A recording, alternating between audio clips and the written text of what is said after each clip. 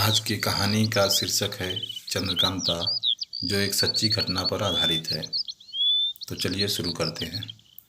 शाम का वक्त है। कुछ कुछ सूरज दिखाई दे रहा है। सुनसान मैदान में एक पहाड़ी के नीचे दो शख्स, बीरेन सिंह और तेज सिंह, एक पत्थर की चट्टान पर बैठकर आपस में बातें कर रहे हैं। बीरेन सिंह की उम्र 21 या 22 वर्ष की होगी। यह नौगढ़ के राजा सुरेंद्र सिंह का इकलौता लड़का है। तेज सिंह राजा सुरेंद्र सिंह के दीवान जीत सिंह का प्यारा लड़का और कुंवर बीरेन सिंह का दिली दोस्त। बड़ा चालाक और फुर्तीला, कमर में सिर्फ खंजर बांधे, बगल में बटुआ लटकाए, हाथ में एक कमंद लिए, बड़ी तेजी के साथ चारों तरफ देखता और इनसे बातें करता जाता है। इन दोनों के सामने एक घोड़ा कसा कसाया दुरुस्त पेड़ से बंधा हुआ है। कुंवर बीरेन सिंह कह रहे हैं, भाई तेज सिंह, देखो, मोहब्बत भी क्या बुरी बला है जिसने इस हद तक पहुंचा दिया।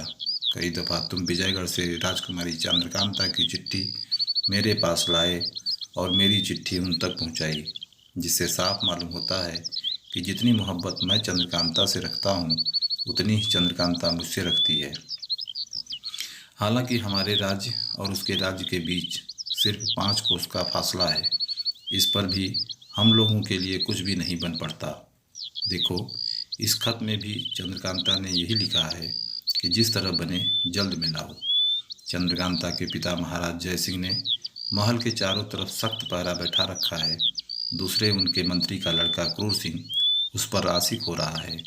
ऊपर से उसने अपने दोनों अय्यारों को, जिनका नाम नाजिम अली और अहमद खां है, इस बात की ताकीद करा दी है कि बराबर वे लोग महल की निगहबानी किया करें, क्योंकि आपकी मोहब्बत का हाल क्रूर सिंह और उसके अय्यारों को बखूबी मालूम हो गया है। चाहे चंद्रकांता क्रूर सिंह से बहुत ही नफरत करती है और राजा भी अपनी लड़की अपने मंत्री के लड़के को नहीं दे सकता, फिर भी उसे उम्मीद बंधी हुई है और आपकी लगावट बहुत बुरी मालूम होती है। अपने बाप के जरिए उसने महाराज जय सिंह के कानों तक आपकी लगावट का हाल पहुंचा दिया है और इसी सबब से पहरे की सख्त ताकीद हो गई है। आपको ले चलना अभी मुझे पसंद नहीं, जब तक कि मैं वहां जाकर फसादियों को गिरफ्तार न कर लूं। इस वक्त मैं फिर विजयगढ़ जाकर चंद्रकांता और चपला से मुलाकात करता हूं, क्योंकि चपला अय्यारा और चंद्रकांता की प्यारी सखी है और चंद्रकांता को जान से ज़्यादा मानती है। सिवाय इस चपला के मेरा साथ देने वाला वहाँ कोई नहीं है। जब मैं अपने दुश्मनों की चालाकी और कार्रवाई देख कर लौटूँ, तब आपके चलने के बारे में राय दूँ। कहीं ऐसा न हो कि बिना समझे बुझे काम करके हम लोग वहीं गिरफ्तार हो जाएं। बीरेन, जो मुनासिब समझो करो। मुझको तो सिर्फ अपनी ताकत पर भरोसा है, लेकिन तुमको अपनी ताकत और अय्यारी दोनों का। तेज सिंह, मुझे यह भी पता लगा है कि हाल में ही क्रूर सिंह के दोनों अय्यार नाजिम और अहमद यहाँ आकर पुनः हमारे महाराज के दर्शन कर गए हैं। न मालूम किस चालाकी से आए थे। अफसोस, उस वक्त मैं यहाँ न था। बीरेन, मुश्किल तो यह है कि तुम क्रूर सिंह के दोनों अय्यारों को फंसाना चाहते हो और वे लोग तुम्हारी गिरफ्तारी की फिक्र में हैं। परमेश्वर कुशल करे। खैर, अब तुम जाओ और जिस तरह बने चंद्रकांता से मेरी मुलाकात का बंदोबस्त करो।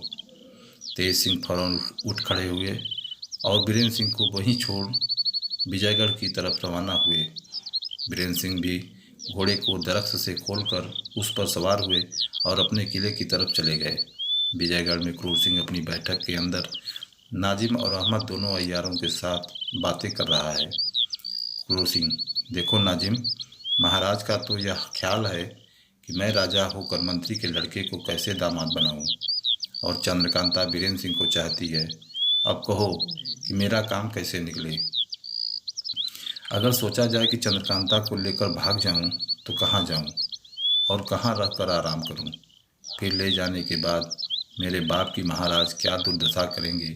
इससे तो यही मुनासिब होगा कि पहले बीरेन सिंह और उसके अय्यार तेज सिंह को किसी तरह गिरफ्तार कर किसी ऐसी जगह ले जाकर खपा डाला जाए कि 1000 वर्ष तक पता न लगे, और इसके बाद मौका पाकर महाराज को मारने की फिक्र की जाए।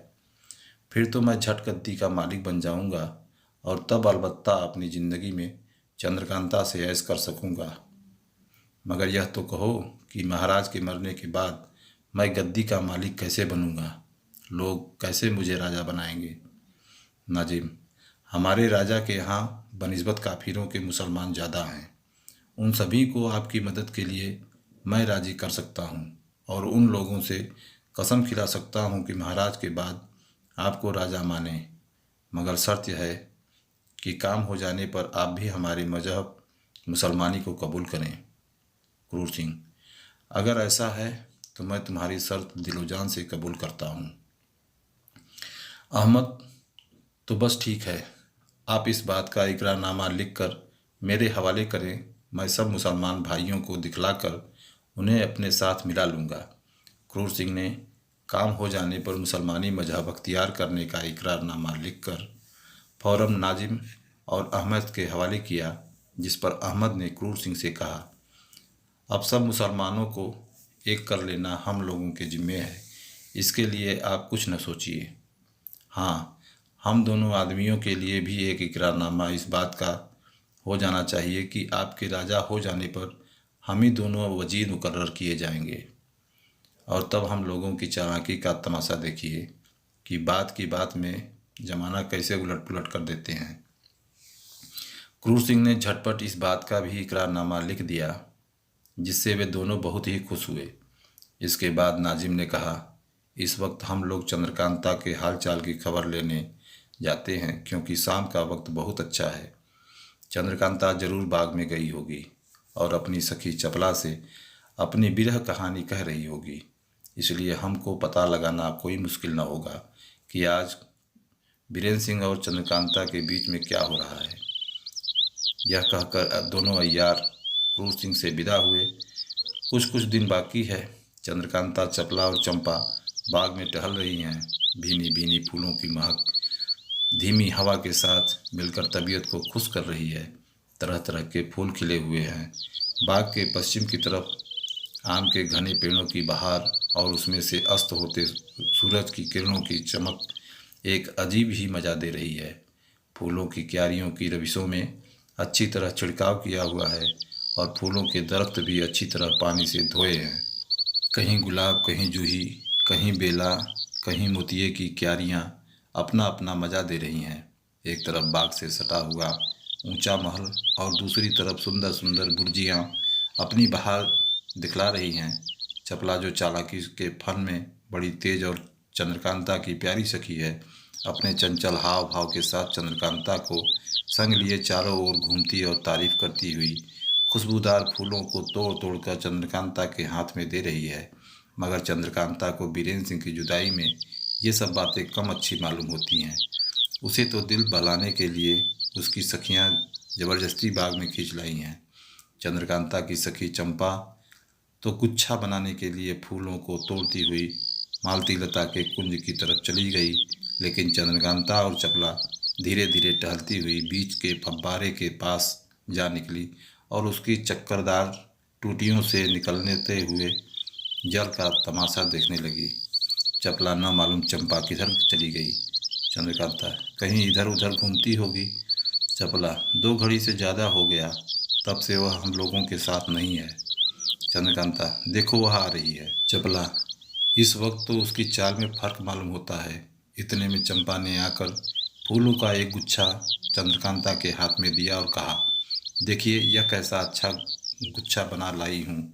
अगर इस वक्त कुंवर बीरेंद्र सिंह होते तो इसको देख मेरी कारीगरी की तारीफ करते और मुझको कुछ इनाम भी देते। बीरेंद्र सिंह का नाम सुनते ही एकाएक चंद्रकांता का अजब हाल हो गया। भूली हुई बात फिर याद आ गई। कमल मुख मुरझा गया। ऊंची ऊंची सांसें लेने लगी, आंखों से आंसू टपकने लगे। धीरे धीरे कहने लगी, न मालूम विधाता ने मेरे भाग्य में क्या लिखा है, न मालूम मैंने उस जन्म में कौन से ऐसे पाप किए हैं जिनके बदले यह दुख भोगना पड़ रहा है। देखो पिता को क्या धुन समाई है, कहते हैं कि चंद्रकांता को कुंवारी ही रखूँगा। हाय, वीरेंद्र के पिता ने शादी करने के लिए कैसी कैसी खुशामदें की, मगर दुष्ट क्रूर के बाप कुपत सिंह ने उसको ऐसा कुछ बस में कर रखा है कि कोई काम नहीं देने होने देता। और उधर कमबख्त क्रूर अपनी ही लसी लगाना चाहता है। एकाएक चपला ने चंद्रकांता का हाथ पकड़कर जोर से दबाया, मानो चुप रहने के लिए इशारा किया। चपला ने इशारे को समझा। चंद्रकांता चुप हो गई और चपला का हाथ पकड़कर फिर बाग में टहलने लगी। मगर अपना रुमाल उसी जगह जानबूझकर गिराती गई। थोड़ी दूर आगे बढ़कर उसने चंपा से कहा, सखी देख तो, फव्वारे के पास कहीं मेरा रुमाल पड़ा है। चंपा रुमाल लेने फव्वारे की तरफ चली गई। तब चंद्रकांता ने चपला से पूछा, सखी तूने बोलते समय मुझे एकाएक क्यों रोका? चपला ने कहा, मेरी प्यारी सखी, मुझको चंपा पर सुभाव हो गया है। उसकी बातों और चितवनों से मालूम होता है कि वह असली चंपा नहीं है। इतने में चंपा ने रुमाल लाकर चपला के हाथ में दिया। चपला ने चंपा से पूछा, सखी कल रात को मैंने तुमको जो कहा था सो तूने किया?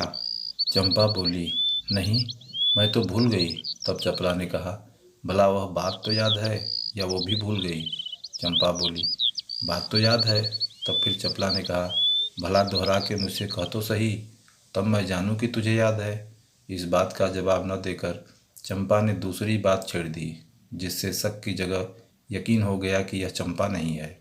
आखिर चपला यह कहकर कि मैं तुमसे एक बात कहूँगी, चंपा को एक किनारे ले गई और कुछ मामूली बातें करके बोली, देख तो चंपा, मेरे कान से कुछ बदबू तो नहीं आती, क्योंकि कल से कान में दर्द है।